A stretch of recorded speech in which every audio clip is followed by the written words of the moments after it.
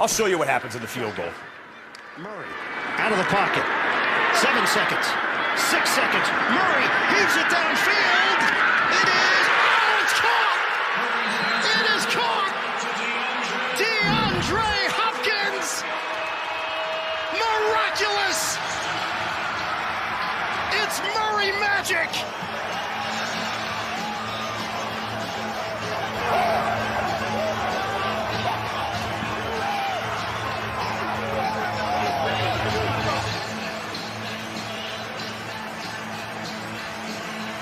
Four defenders in the area, and DeAndre Hopkins is the man who comes away with it.